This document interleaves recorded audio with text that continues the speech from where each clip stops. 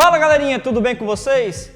Hoje a gente vai apresentar sobre máquinas simples, mas antes disso eu vou me apresentar. Eu sou o professor Christian Maciel, sou do Colégio Liceu e hoje eu vou ministrar essa aula maravilhosa, tá bom galera? Então vamos lá. Muita gente se engana quando fala que máquina é uma coisa sofisticada, uma coisa que precisa necessariamente de uma tecnologia avançada. Nada disso. A máquina ela pode ser bem simples, tranquilo? Pelo próprio nome já diz, né? É uma máquina que vai compartilhar, tá bom? O seu esforço com aquilo que você deseja fazer, tranquilo? Então, ó, dispositivo ou ferramenta que modifica e transmite os nossos esforços a partir dos trabalhos, tá bom? E aí, gente, eu vou apresentar a primeira máquina, o plano inclinado. Mas plano inclinado é uma máquina? Com certeza.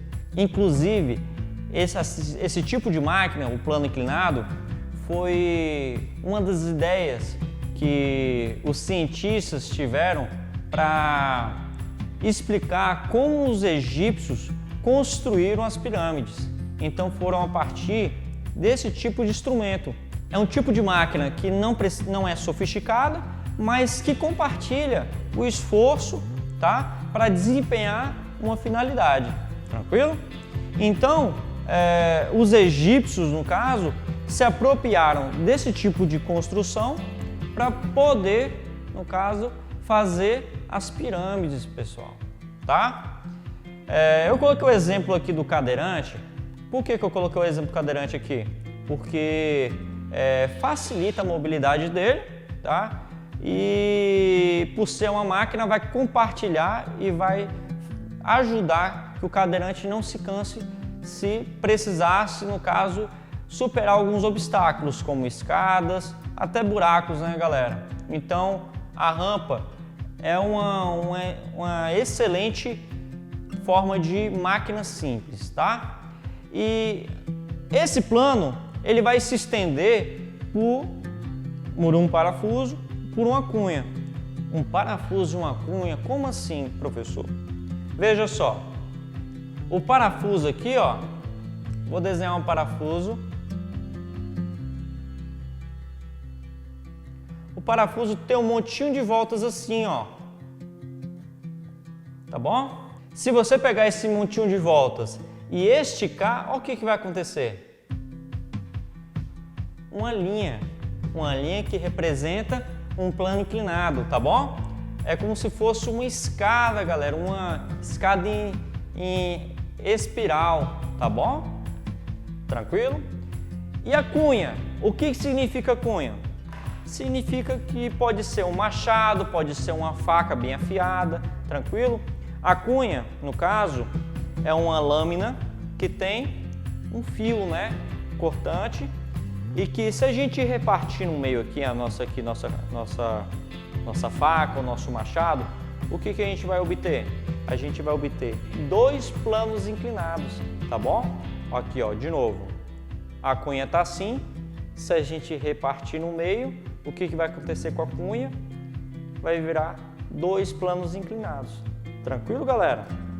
Então, a cunha, que é um machado, uma faca, algo cortante, é um tipo de plano inclinado? É um tipo de plano inclinado. É um tipo de máquina simples? Também, galera. Igualmente com o parafuso. O parafuso também é uma máquina simples. Tranquilo? Acompanhando, aqui a gente vai falar sobre alavancas. O que é uma alavanca no caso, gente? É uma máquina simples que compartilha o esforço. Veja só, o primeiro caso vai ser sobre interfixa.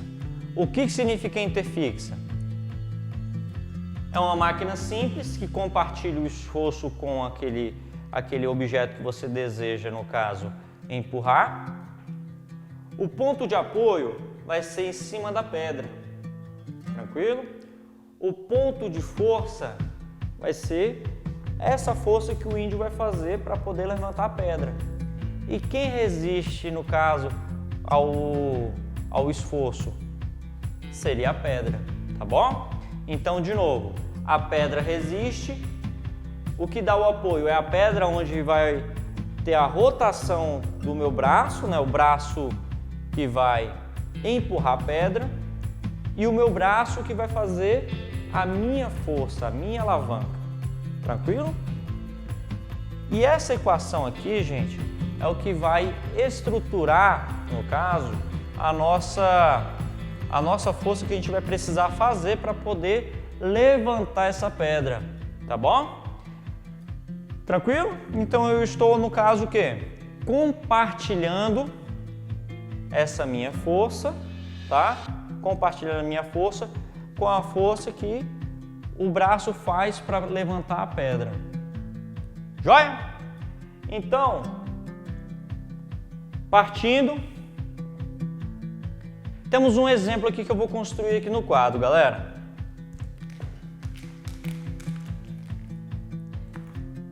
Olha o exemplo. Uma barra rígida de massa desprezível tem um corpo com um peso de 60 newtons. O que significa esse peso, pessoal? Vai ser a força que vai empurrar para baixo aqui esse braço aqui, ó. Isso daqui se chama braço. Isso daqui também se chama braço, tá? Então, aqui, galera, vai ser, no caso, o braço resistente, aqui vai ser o braço potente, tá bom? Então, aqui vai ser a distância em R e aqui a distância em P. Distância resistente de distância potente. Aqui na fórmula, dP vezes FP é igual a dr vezes FR. Distância entre o ponto da mão até o apoio e a força que eu aplico nesse braço, tá bom? Distância entre o apoio e a pedra, que é a distância resistente, né? E a força que a pedra faz ao chão, tá bom? A partir disso, a gente vai construir os dados aqui, ó. Dados.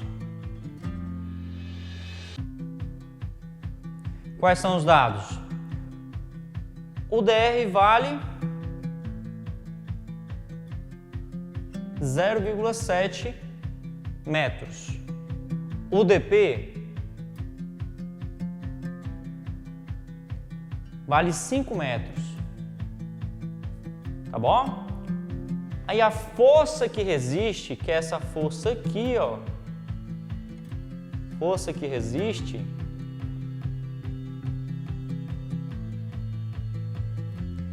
vale quanto, pessoal?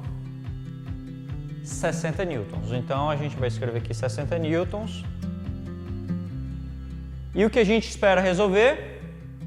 Calcule o valor da força que deve ser exercida em B. Então é a força potente. Quanto que a gente precisa colocar aqui para que essa balança fique equilibrada, tá bom? Então, bola para frente. Qual é a equação que a gente vai utilizar? Qual é a fórmula que a gente vai utilizar? Melhor. Fórmula.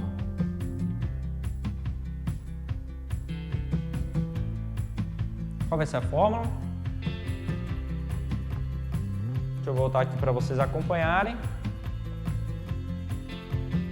Distância P vezes FP é igual a distância R vezes FR. E aí, dP vale quanto? 5 metros. Tá?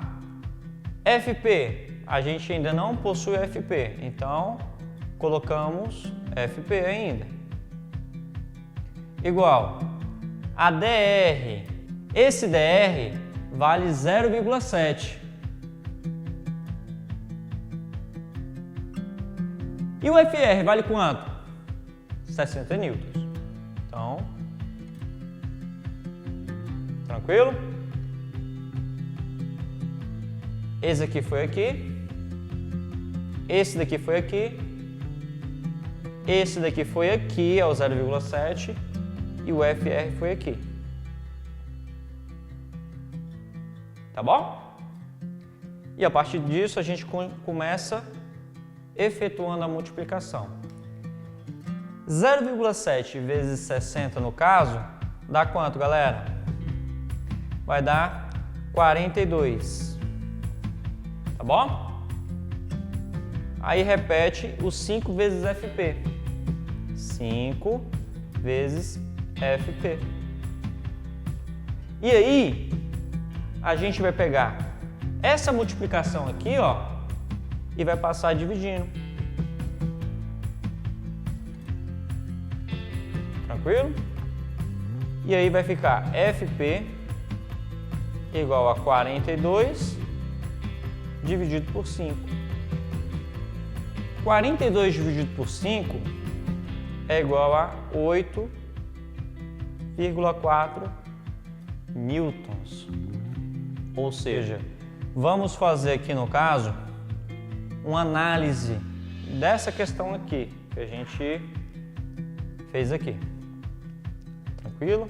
Vamos fazer uma análise aqui bem simples. Esse braço, que é o da resistente, é menor do que a da potente. Qual foi o resultado? 8,4 para a potente. Quanto vale a resistente? 60. Ou seja, esse braço, por ser maior do que esse, vai precisar de menos força para poder manter o equilíbrio dessa alavanca. Tranquilo? Ah, professor, não estou acreditando. A gente pode fazer, no caso, com outro exemplo. Vamos supor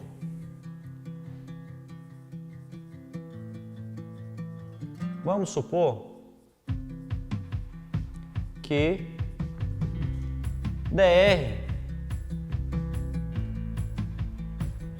continue sendo 0,7 e eu vou aumentar esse braço da potente. Então, dP igual a quanto?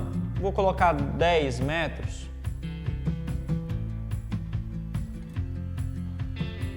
Vamos resolver? Resolução.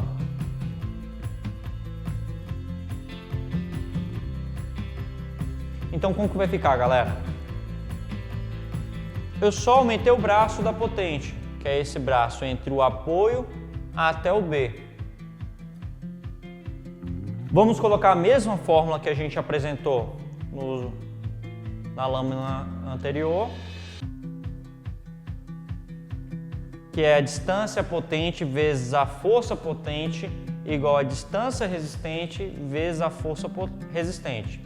O que isso significa? É a distância entre a mão do índio, aqui nesse caso, até a pedra vai ser dP, e a força do braço do índio, que vai ser a FP, é aquela que aplica a força para poder levantar essa pedra, tá bom? Distância resistente vai ser o quê? É a distância entre esse daqui até aqui, o apoio e aonde vai resistir a força, e a força resistente que precisa, no caso, ser erguida. Tranquilo? E aí vai ficar como, gente? dP vezes FP igual a dr vezes FR. Ok? dP vale quanto? Manteve no caso... Ah, não, manteve não. dP vale 10 metros. Vezes o quê? Vezes FP, é o que a gente vai achar agora, igual a dr. dr vale quanto? 0,7 vezes 60, que a força no caso que continua acontecendo em cima dessa barra. Tranquilo? A partir disso, só efetuar de novo a multiplicação. 0,7 vezes 60 é igual a 42, igual a 10 FP. Esse 10 aqui vai passar dividindo e a gente vai ter um resultado final, FP, igual a 42 dividido por 10, que é igual a 4,2 newtons. Opa! Acabei de demonstrar o seguinte para vocês, que eu aumentei esse braço aqui, o que aconteceu com a força? Ela diminuiu, tá bom?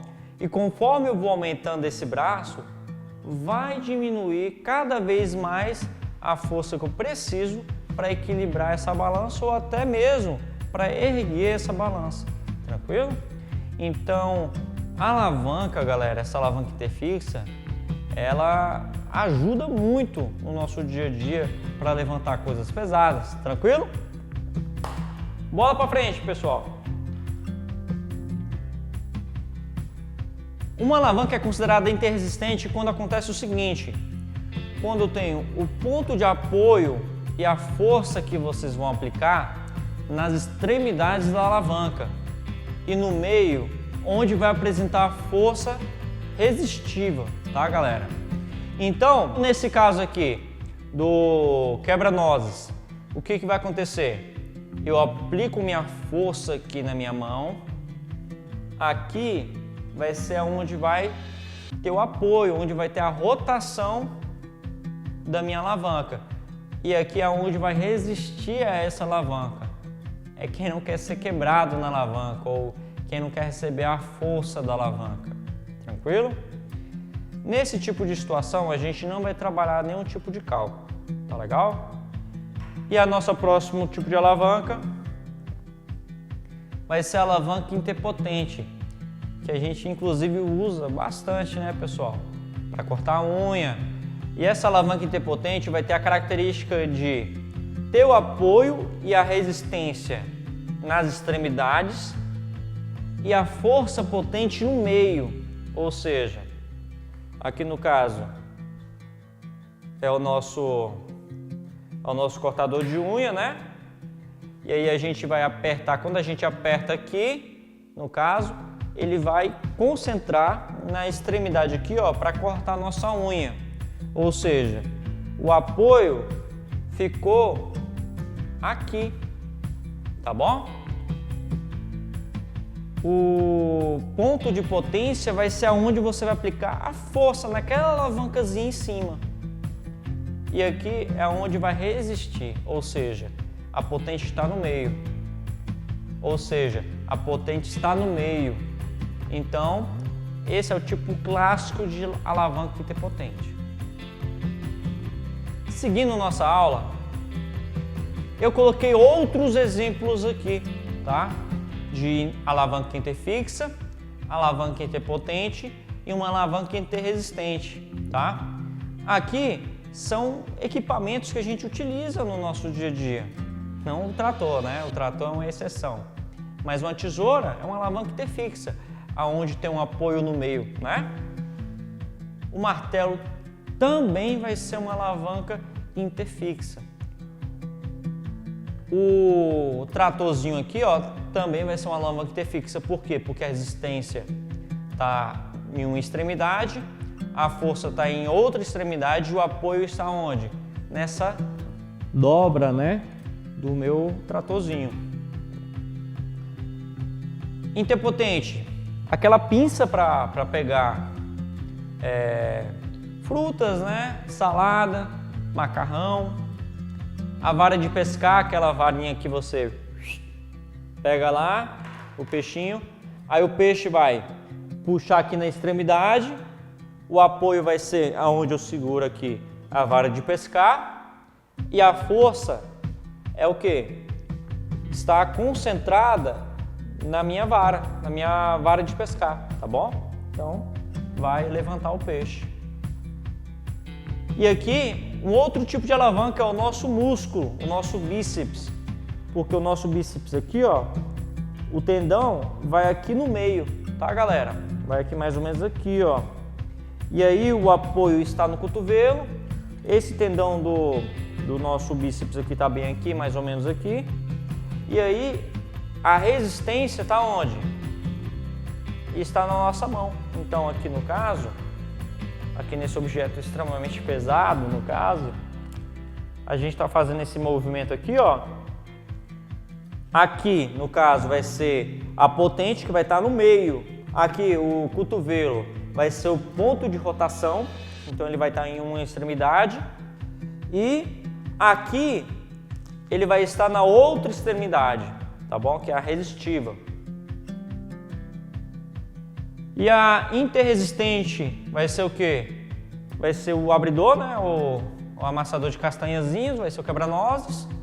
Um carrinho de mão, ou seja, se você faz algumas flexõezinhas também, todo mundo sabe o que é flexão? Que é um ser humanozinho aqui, ó.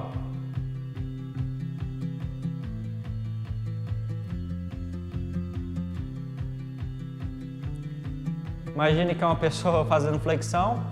Aqui vai ser a potente, aqui vai ser o apoio, tá bom? E aqui vai ser o quê? A resistência, tá bom? Tranquilo? E aí, pessoal? Então aqui no caso vai ser o quê? Vai ser a potente, aqui a resistente e ali o pé vai ser o nosso apoio. E para finalizar, aqui no caso, o apoio dos nossos pés, quando a gente faz isso aqui, ó, quando a gente levanta com a ponta dos nossos pés, vai ser um tipo de alavanca interresistente também, tranquilo? E o nosso dever de casa que eu deixo para vocês é vocês fazerem a página 34, atividade 1 e 2. E queria agradecer vocês por terem compartilhado esse momento comigo, fazendo a explanação sobre máquinas simples e com até mais.